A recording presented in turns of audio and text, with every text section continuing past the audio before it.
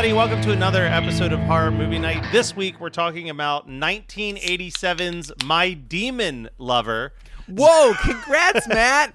He was really worried that he was going to say demoned like usual. Demoned.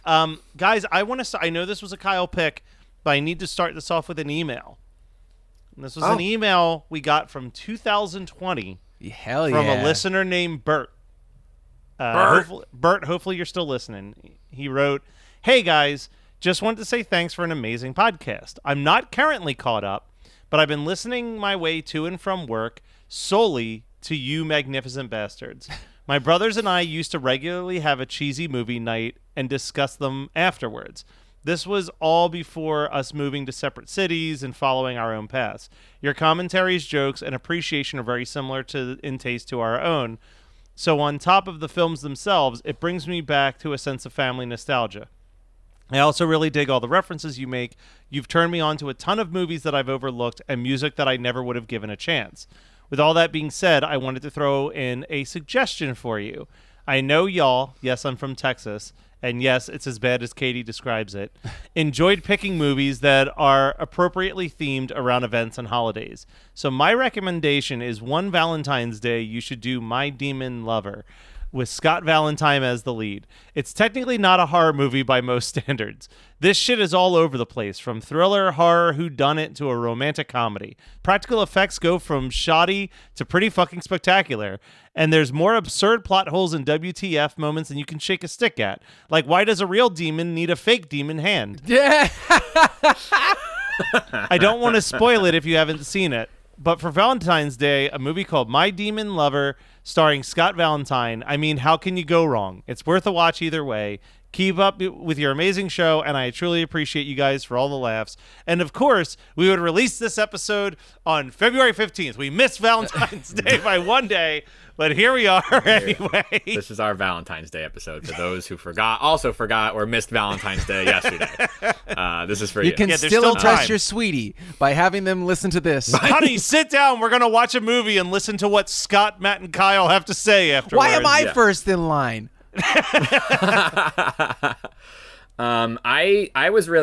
remember that email now. And I know that we had talked about doing this for the show a couple of times, and I think specifically to try to loop it into Valentine's Day or February. I've never seen it. What about y'all? This was my first watch.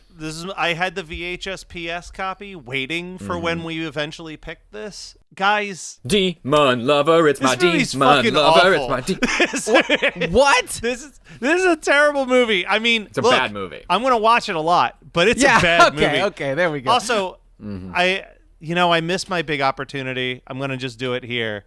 But the whole time I was watching this movie has a pretty stellar soundtrack of songs by artists that have never had another song in their life. But all I kept waiting for was, I want my demon lover so I don't have to deem alone. And it never happened. I'm so glad you sang it. Scott, did you have a demon lover song that you put the words into? No, I feel like such a fucking idiot because you guys each have one, and I could have easily figured something out. Just anything with dreams are made of these. I don't know. Yeah, sweet dreams. I'm demon is free. There you go. We got a whole new soundtrack for this. I was thinking of Dreams by Cranberries. Also, weren't there like cranberries in her sandwich or something like? Oh no, those were gooseberries. Yeah, are you talking about the fruit burger? A fruit burger, yeah. You got. Is that the name of a drink? Fresh fruit. Yeah. Alvarium. And I cracked open a Lover Boy. Dude, I almost bought Loverboy, but I did not want 6. This is fucking terrible, by the way. I know.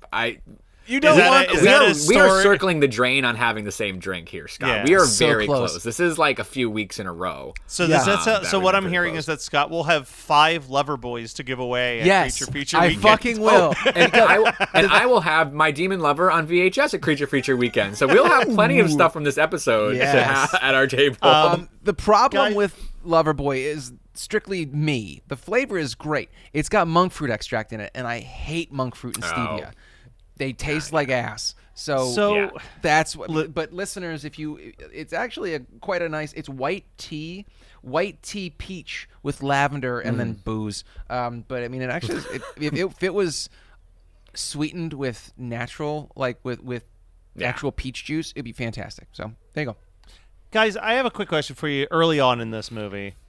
Have you ever seen an actor less aware on how to play a saxophone than Scott Valentine? Because this motherfucker is deep-throating this mouthpiece. Well, the thing is that I assumed that was on purpose, that he was a bad saxophonist. The only saxophone I will accept is in Lost Boys. Lost I Boys. thought you were going to say ska music. No, like I don't even think that's. You don't need a fucking saxophone player in your ska band. You need a trumpet player and a trombone player, and that's it. Yeah. If you have the sax player, no one cares. Well, because the sax is a woodwind instrument. It's not a brass instrument, even though it's brass. Like it's woodwind literally means it has a reed, right? Yeah, it has a wood reed. Yes, correct. Yeah. So, the sax don't count. I learned that. Saxes are woodwinds. There's a woodwind. That's what I meant. They don't count as brass, so they have no place in ska music. Yeah, because ska is mostly that is the brass. weirdest gatekeep I've ever heard come out of your mouth. It's trumpet and trombone. Yeah, that's it.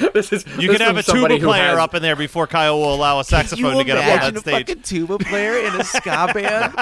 Yeah, I listened to Impression That I Get once. I said, get this poser ska music out of my ears. Yeah. Pick it up.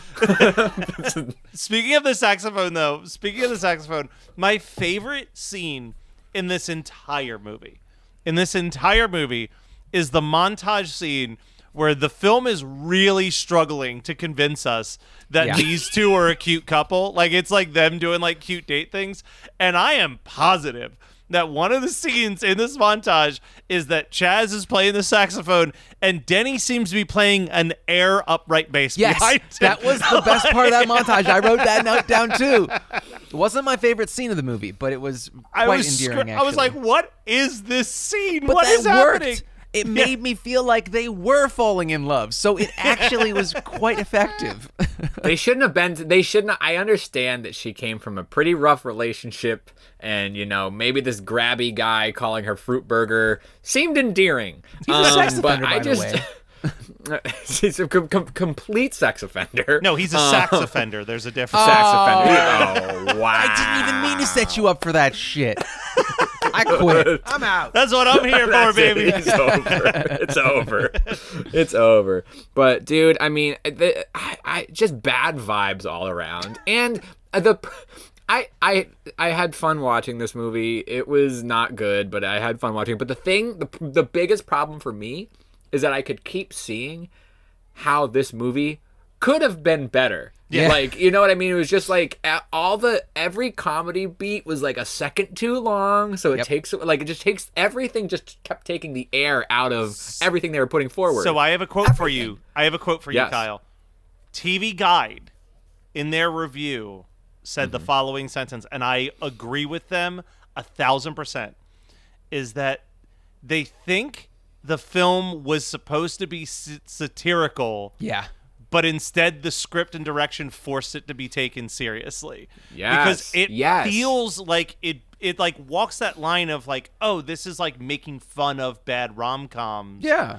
But like, it also starts off as a bad rom-com. Like Denny's first like 5 minutes, I was like, this is off to a rough start, man. Yeah. Like her chasing down her boyfriend's truck as he's stealing all of her property and then saying, you know what? I think we need to break up. I'm like, that is some hacky ass rom-com writing right out the gate. If they did it in but I could see that if they did it in 95, the way that they would do it. You know what I mean? Like if almost like a sort of like Nora Ephron-y way of doing that is more successful than this sort of just presented. Listen, whatever. They walked so Nora Ephron could run. Oh man. So here's the thing. There's a movie that is Ask Nora. There's a movie that is a huge hole in my filmmaking watching. As a person who loves both rom-coms and the state, I have never seen the 2014 Paul Rudd, Amy Poehler comedy They Came Together. It's so good. Which I hear but I think that's what you're Scott, talk about it is a mocking of the Nora Ephron style rom-com starring Paul Rudd, Amy Poehler, Kobe Smulders, Bill Hader, and Ellie Kemper, and it's written and directed by David Wayne and Michael Showalter. Oh my God, that's what I mean. I'm like, how have I not seen Kyle, this movie? Yeah, Carly and I saw it in theaters. Okay, it was, do you it think was that my wife, who loves every My person, wife. God, Matt, you are never allowed to get fucking married because you'll be even more insufferable when I say that. It's not even on purpose. Anyway, God damn it. Kyle, you've never met Megan, but you know a lot about her. Yeah. So, do you, knowing enough about her, my WIFE, and your spouse. and my spouse, thank you. My spouse. Shut up, Matt. No one be Matt's Valentine this year. Fucking smack his nose with a fucking newspaper. Anyway, I think it's relatively tame, but that's because of the subject matter being romantic. Like they don't go so like crazy. But it's not like making mean fun. No. Of the subgenre. No. Okay. Anyway, this movie. This one is not. They came together. No, I was gonna say I don't think that it's a bad movie. Like I don't agree think with this that, movie but has it's much not love without towards its source material. Yeah, but it does have its moments. That's what I'm saying. It's like it really listen, is great for our show. When Denny punches a face and it explodes into slime, I'm like nacho cheese, and then there are like tendrils, like the Thing coming out of the head or out of the hole where the head was. That was wild. I literally said her smashing the face into slime is worth the price of admission. Yeah.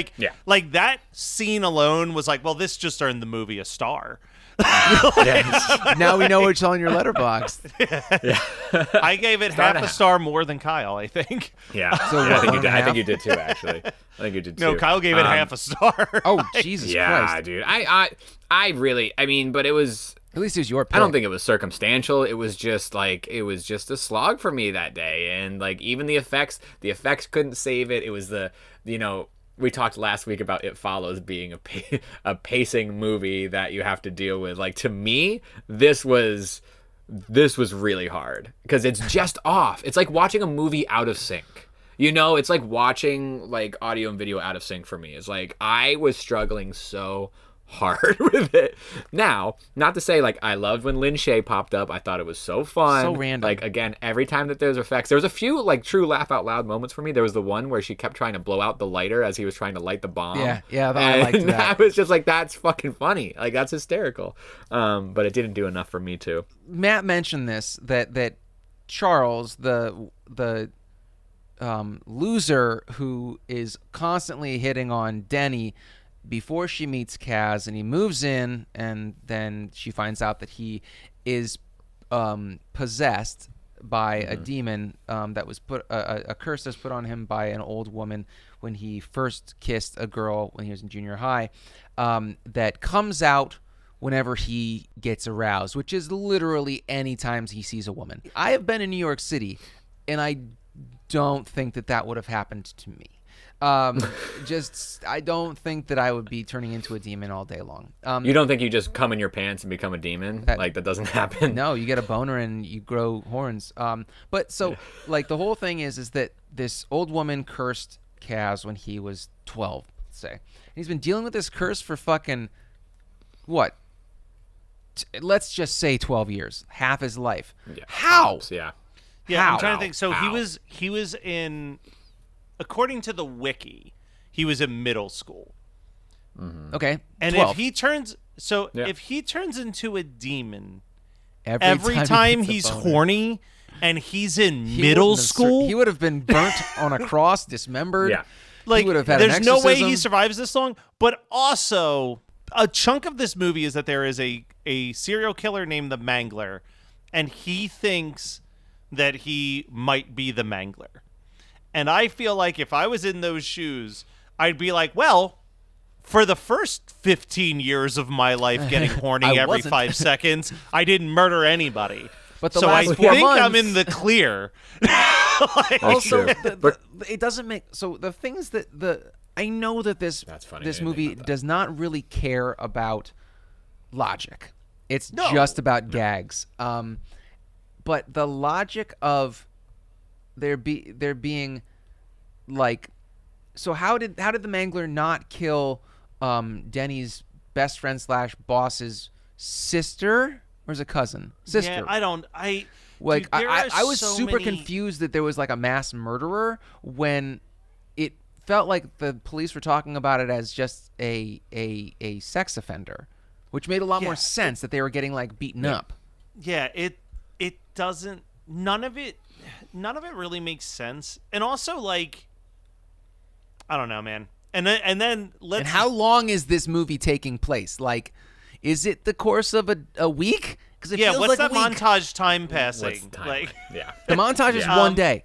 The montage is one day. They're all wearing the same clothes. Oh just my so God. you guys know.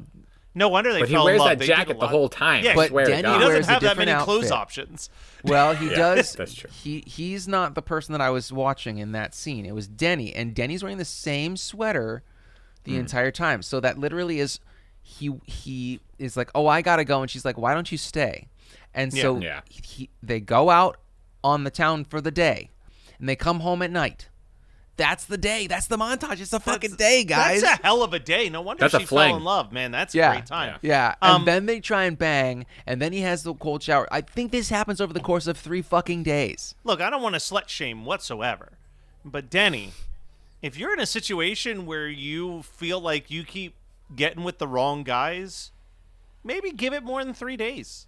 In any circumstance. Maybe she saw something in Kaz. Maybe she just saw throwing it out there. Maybe she finally She was like, saw "You're it. pathetic like me. We're both. Let's be pathetic together." That's not codependency at all. Not at all. That's very secure. Speaking of pathetic, while we're on that particular word, man, after 30 to 40 minutes of shadowy creatures going out the window, the first time we see this transformation, bingo, and it's so that's underwhelming. What I'm talking about. That's what Kyle's talking about. Is it like it is the exact wrong vibe. Yeah. Yes. He's cracking wise to her in demon costume, and I'm like, why? What was the thought process here? He's like, I just got to let it run its course, baby. Like, I don't know what to tell you. Now, it does say here that they... I love that this was their fear. It says, according to the Wikipedia, to distinguish my demon lover from a werewolf movie, Valentine's character was written to change into different forms. That's the wrong choice. That's the wrong choice. You know what the answer was? Don't give him hair. Yeah. Like, that's, you don't have to don't be like, take oh, the here's hair 5 off different versions how does of him. that work? That is his hair just a fucking wig at all times? Yeah, exactly. Like, that's because Scott Valentine's hair is absolutely majestic in here. I mean, It's honestly, gorgeous. in the It relationship really is. between him and Denny, his hair looks fantastic. You know, like she was batting Absolutely. out of her. I mean, or she maybe was that's why punching- Denny she was fell not in punching love. her weight. Yeah, she was like, look at that hair. Look at that. I mean, look at that handsome face. He's like just got these kind eyes, even though he groped me the first fucking day we met. You know? Also, I can't believe you read that, dude. I'm so flabbergasted that was the answer to making it not a werewolf movie. It's not. I just said werewolf like I'm Matt Kelly here, but I'm like, werewolf. But it's catching. Like I don't remember a full moon-ish type thing. I think maybe they showed it once. But if this takes place over 3-4 days, then there's no problems. Like there's no werewolf I think that the thing idea that you is like have to it's a worry about. werewolf analog because it's an outside force that is making him change and he can't control it. But who was going to watch this movie? Who was going to watch a movie called My Demon Lover and be confused on if he's a werewolf? Well, no. So now, okay, no. Scott brings up a horns good and point though, wings. because now we also have the guy on the street who's the psychic who has the trunk and the tarot, and he opens the contraption, and the crystal ball is a doorknob, which I laughed out loud at that. That was pretty funny a hysterical. little bit. But like no, so we do have the Wolfman beats a little bit here. Yeah, so lean into it. I mean, I understand that a little bit more. But Yeah, that's my still werewolf dumb. lover I would much rather watch. I would. We've seen that movie, Matt. Yeah, it's called My Mom's a Werewolf. Yep, it is. So, speaking discussed of the street psychic, probably the part that I laughed the hardest at because I love a circumstance where like all these characters just happen to be in the same place at once. Just the absurdity in New York City. Yeah, in New York City, the absurdity that there's this like car chase with Sonia and Chaz Charles. on top of the car, and the police have just arrested Street Psychic, and they're trying to run this car off the road. And he just like pops out the window and is like yelling advice to Chaz on how to handle the situation. Where the fuck did that castle come from? In the middle of Central Park. Yeah. Or wherever. They're in Greenwich I've Village. never seen that. Okay. Also, there are not one, not two, but 3 demonically possessed men with the same curse at the same time in Greenwich Village. Listen, that gal got around. That's what that Sammy Hagar song was about from Footloose. We've been kind of bouncing around a lot, and I gotta tell you guys, the Intimate Strangers song, that's the intro and outro song for this movie. It's kind of great. It's a banger, and it's not just in this movie. It also resurfaced a year later in Night of the Creeps.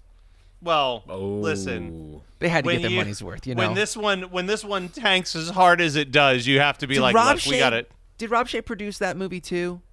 Probably. Night of the Creeps. Night of the Creeps, yeah. I don't think he did. There has to be some connection that we may never know. But I found that to be the most interesting part of this movie. I also watched the music video. The music video legitimately gives away every plot point and surprise in My Demon Lover, which is hilarious because early on it shows Kaz turning into a demon, and they even have like little beats where the music goes down and the music, or I mean the speaking in the movie from the clip is loud. Like when he fully turns into a demon, he goes bingo and he boops her nose. That's like right in this really inopportune spot in the music video. But then so it shows that, and then it shows Charles with the rubber hand, which makes no sense. Why does he have a rubber hand when he is also a demon? And then it shows him as blowing that like ice air or whatever at Kaz on the top of the castle. It shows the entire movie, and I'm like, you're not actually getting butts in seats by giving away all of the quirky, somewhat interesting parts of this movie. Like, as bad as this movie is, it still has some surprises there, So real quick, I found the Bandcamp, the official Bandcamp for Intimate Strangers. Nice. They only released 2 albums in their career. Their debut album in 1986 and their follow-up album in 2014. Wow. Right, which is why they have Bandcamp. Yeah, which is why they're on Bandcamp.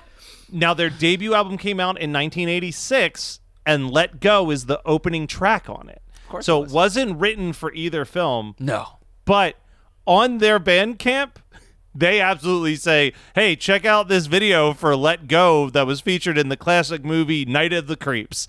They are not pimping out. Not My Demon Lover, which is much No. more heavily utilized in this movie. It's the intro montage where, people are walking down the street. It's even better. The link is to the music video with That's all My the Demon clips from Lover. My Demon Lover.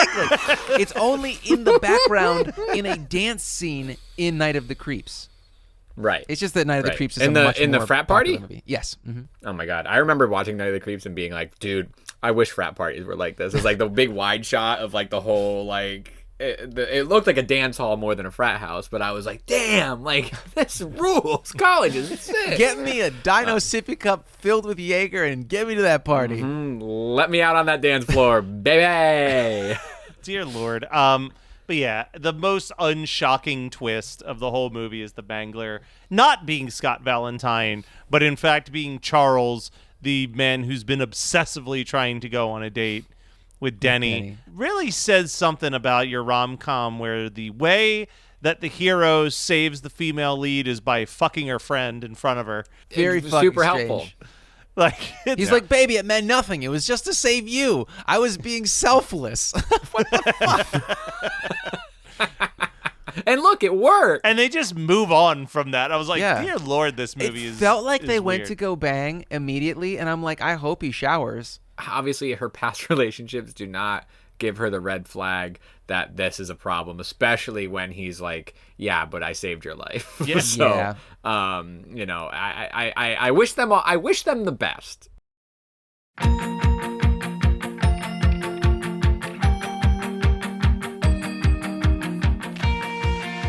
Are you a fan of young adult novels? Have you ever wondered the stories behind the people who wrote your favorite young adult novels? Then join author Eric J. Brown And Alyssa Lube of Netflix's The Circle. every other Tuesday on YAOK. Available on all podcasting apps. Woo! The star of this movie, the actress who plays Denny, really weird career, like following it, where it's like, after this, she was in the TV movie The Return of the Shaggy Dog. She was in an episode of Facts of Life. And then, like, kind of nothing until 95 when she was in Apollo 13 and then promptly retired from acting. So, Hey, okay. And on a Very- high note. yeah, really strange career. Kyle, this was a strange pick. What Yes. would you watch as your double feature to possibly save the night?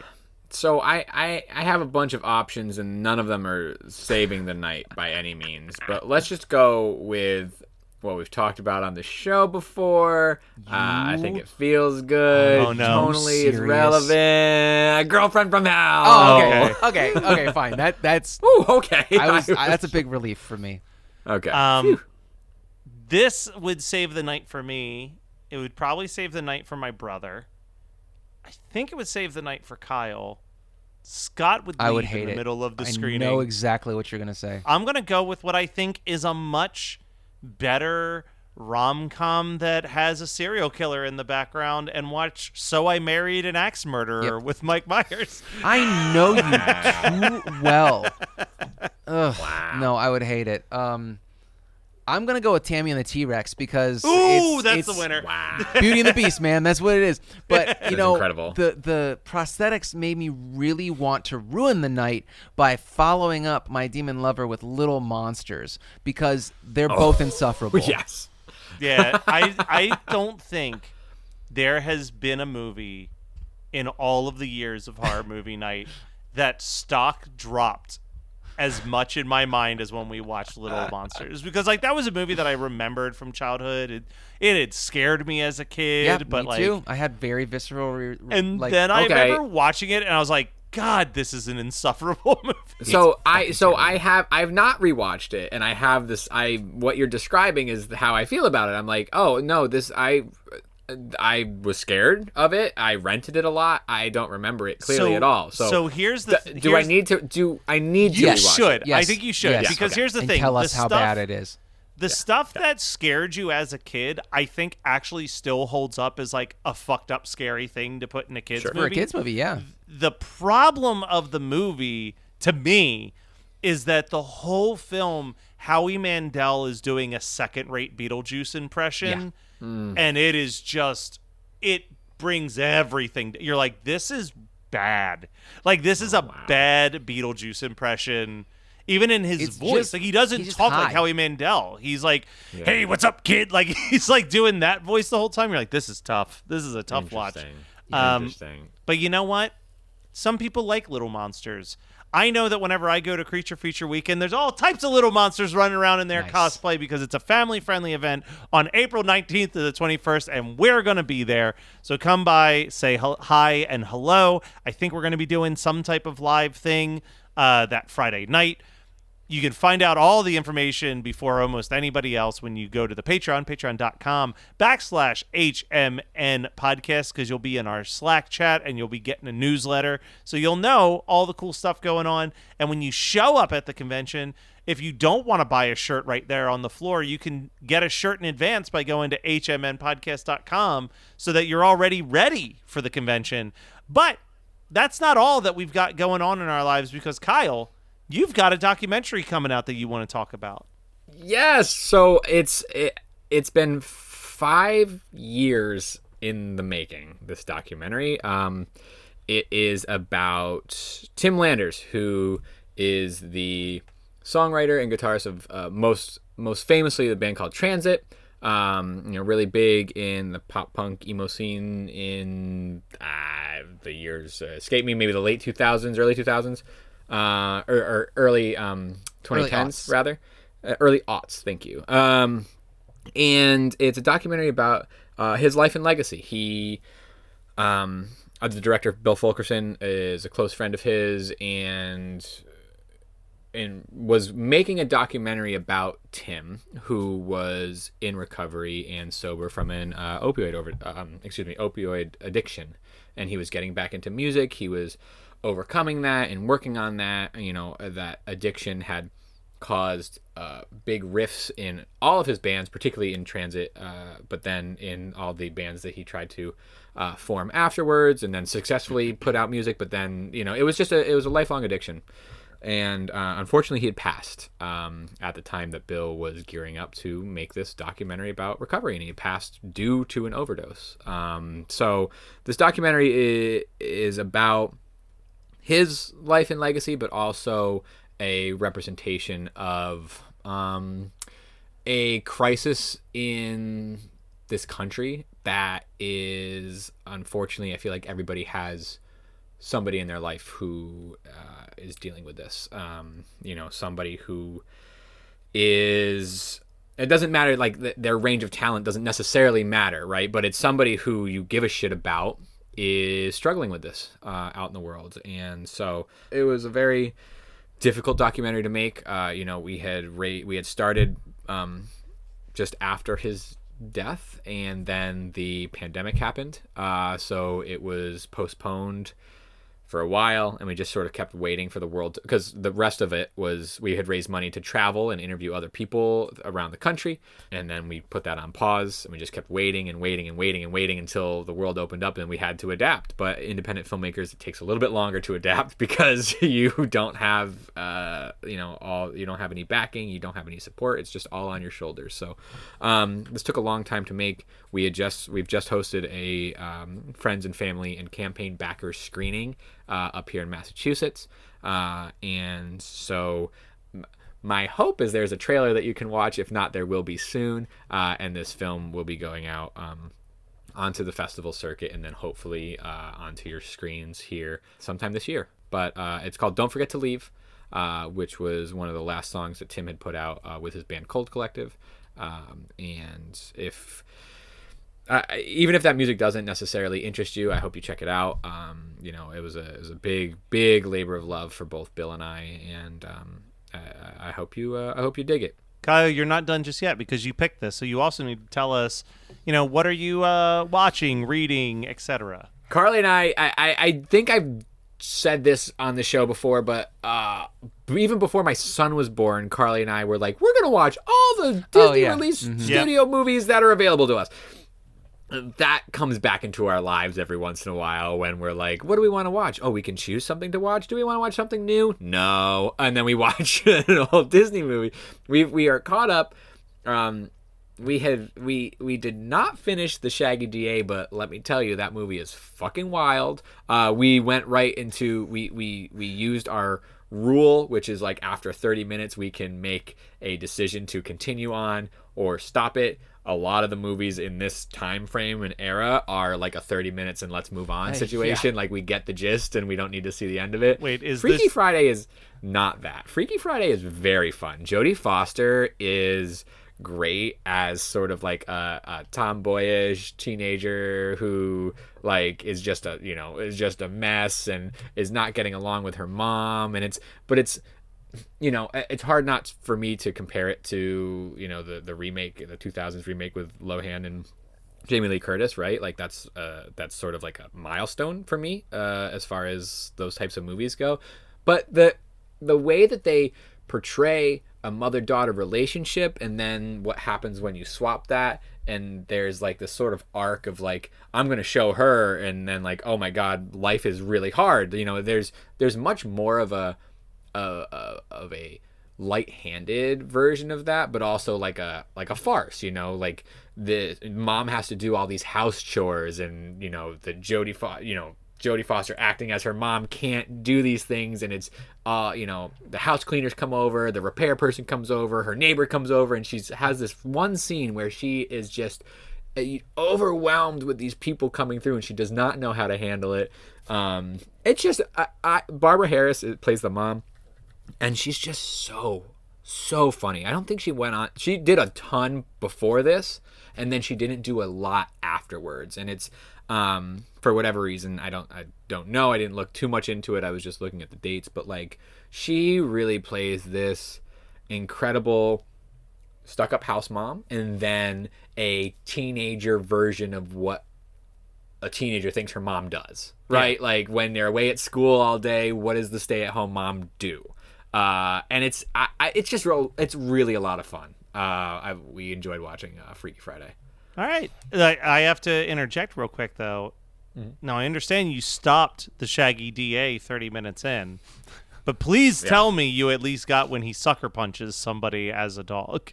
Oh, I mean, I think we fast forwarded to that part because I knew that was like that was. It is incredible. One of the greatest film moments in history. Mm-hmm. There's honestly, that movie has a lot of fun transformations. There's some good like human to dog, but it's not a werewolf movie. It's not a werewolf movie because it's a demon movie. It's different forms.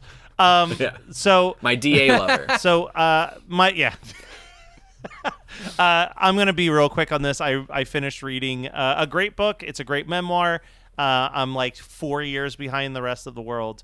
But I finally read Yours Cruelly by Cassandra Peterson. Oh, my God. Cassandra Peterson. You did so well with the word demon that it's all coming back to haunt you. I was focusing too hard. You did a great job. I'm very proud of you for this episode, by the way. Thank you. But yeah, it's great. It's a fascinating story. I think my biggest complaint about the book, and it is like barely a complaint, but I was just like, my God, it's like 170 pages before Elvira becomes a character that she really hangs out in the pre-Elvira days. Yeah. In that book. But maybe she just thought that people knew enough about Elvira. That they wanted, she wanted to. No, it's all interesting and fascinating. The whole like the story of the Elvira beer era is awesome. Mm-hmm. Like I think I told so many people that story after reading it, where I'm like, this is crazy. Like everything about this is crazy. But that's all I've got. Scott, take us home, baby. So I just want to alert the world that Alkaline Trio has a new record out. It's called Blood, Hair, and Eyeballs, and it's good. It's yay, not the best thing I've ever heard from them, but it is for someone who has been listening to them for a long time. I realize that I've been listening to them for like 25 years at this point, which is fucking crazy. They're just one of those bands that like they're like pizza. Even when it's not great, it's still fun and like, your review. I'm going to just say right here, your review for Alkaline Trio, just like change it to Green Day Saviors, and same it's my fucking review for thing. Green Day Okay, Saviors. Because Green Day Saviors has one amazing song on it. What's your amazing song on it? The boyfriend song. It's oh my God, it's so good, Bobby Sock. It's literally a 50s song. Incredible. I could do a Punko's 50s on that song. Yep. It's so good. That and Dilemma, I think, are the standout tracks on that album. And the rest of it's fine. It's a perfectly fine Green Day album. Your dilemma. Cool. Yeah, cool. Exactly. The worst song on it, I don't even remember what it was. I just turned to Megan because we were cooking and listening to it for the first time through whenever it came out, like last Friday, whatever. Yeah. I was like, this sounds like the songs I didn't give a shit about on Warning. Like that's the worst thing I can say. That's not even that big of a negative. Yeah, I re-listened to Warning and I was like, man, this is still in my top 3. I hated this is Warning. Such a good album. Out. Literally, Church on Sunday and Castaway are the only songs that I like on that record. See, and now I'm all about Waiting and Minority and fucking Misery, and all those songs are great. I'll do a quick humble brag. I got to hear the first ever live performance of Bobby Sox going to the record release show. That was a crazy circumstance. The craziest circumstance was how many friends of mine who love Green Day, who weren't at the show, who were, I guess, just updating Setlist FM in real time to see what the set list would be, because no more than 5 minutes after they played Stewart in the Avenue, I got 2 separate text messages from 2 separate people being like, I can't believe you got to hear Stewart in the Avenue live. They've only played it 13 times ever. That's so weird that people know the number. But, this resurgence for Green Day is awesome because I've never had bad feelings about Green Day. I've just been indifferent about them for a long time, pretty much since American Idiot came out. I liked some stuff in between, but I think that they've got good songs on every album. There's never been an album where I'm like, this is pure trash. Throw all of it out. No, I'm just saying that I was indifferent, but it's amazing that it's the same 3 guys for 30 plus years, just playing, having fun, being wholesome, it's amazing. That's the thing. So Chris Fafalios, we did an album review as a bonus episode on One Hit Thunder. And he asked me, he goes, I have this theory that any artist that gets to the point that they are officially like an arena rock band selling out arenas, that they are basically incapable of writing songs that the everyday person can relate to because they've hit like a level of superstardom that like makes them unrelatable. And I said, I mostly agree with you, but I think Green Day is the one exception. And the reason I think they're the one exception is that they put in so much work to do like small basement shows under fake names, and like they really want to, like, I think I said something along the lines of no matter how big, famous, and rich they get, they are still at their core the 15-year-old kids playing at Gilman Street. Like they've never lost that drive of just like, this is what I love to do. So I think that's why they're like the one exception where it's like, I just always want them to succeed. And also finally seeing them live for the first time in a 500-person room, it's crazy. I'm so impressed. 500-person room. Yeah. Unreal. But like, there is no other band in this world that I can think of that is composed of 3 people who are all just effortlessly cool. Yeah. Like they, I mean, like there's like what's their last name? But I mean, like literally, like Mike, Billy, and Trey have to do absolutely nothing but play music, and you're just like, God damn, those guys are cool. Like, you're just like so drawn to their charisma as humans, but also that all 3 of them seem like dudes that if you like bumped into them backstage or whatever, that they'd just be totally down to have a chat. Like, none of them seem like egomatic and like hiding in their like literally before the show, we're just sitting there. And all of a sudden, we just hear a guy being like, you guys ready to rock or what? And we look, and Mike is just like up in the balcony seats with everybody else, like waving to us down at the bottom. Like, I was like, he doesn't have to do that. He has no reason to have to do that. It doesn't. And they also don't have to write music. They don't have to play shows. They could go just live off of royalties. They could. I told Megan that. For the rest of their life. I know, but it's just, it's crazy that they are just these guys. I think the other insane thing, and then we'll get off the Green Day topic a little bit, but the other thing is, like, I saw them in a small show.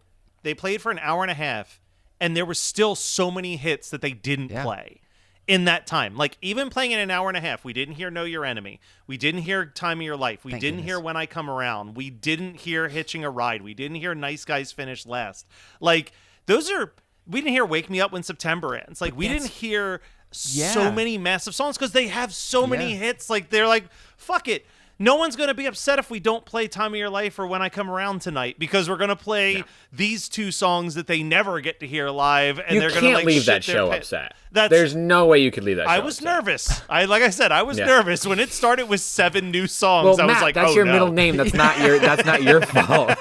That's not your fault. I was like, but I did get when they hit the stage and they played American Idiot, which isn't even a song I like that much by them, like. But I started to get choked up because I'm like, this isn't, like, I think it was in that exact moment I realized how cool the experience was that I was having, because it was just, they barely sang that song. That crowd screamed every lyric to that song, and I was like, this is the most insane thing I think I've ever got to experience. How is this better than Punchline and 5 Hour and Frenzy shows? I'll never know, but it was better than those bands I'd seen 15 times. But yeah, so would you rank Saviors or the Alkaline Trio, like if you had to put one above the other? Re-listenability? Yeah. I mean, I would probably say Alkaline Trio because I'm a bigger Trio fan.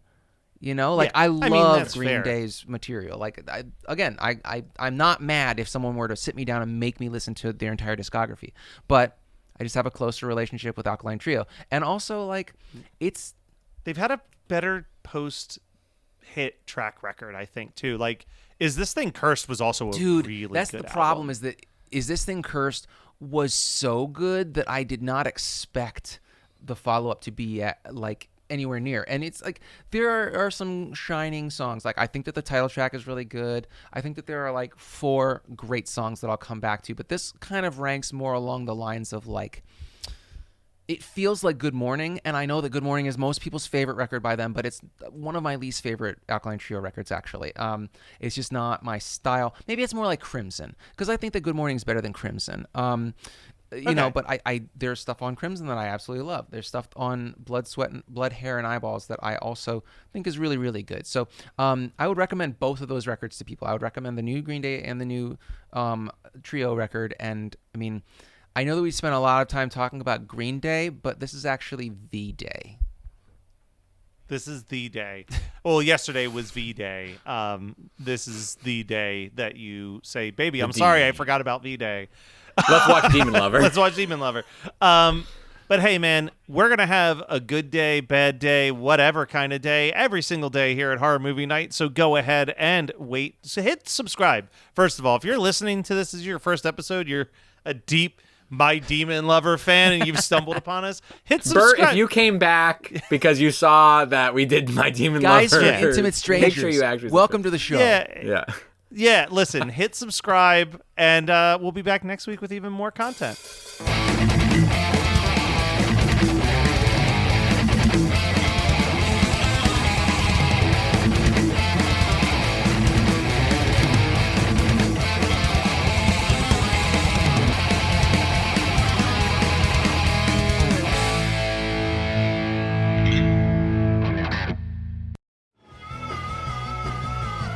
You're listening to the Geekscape Network.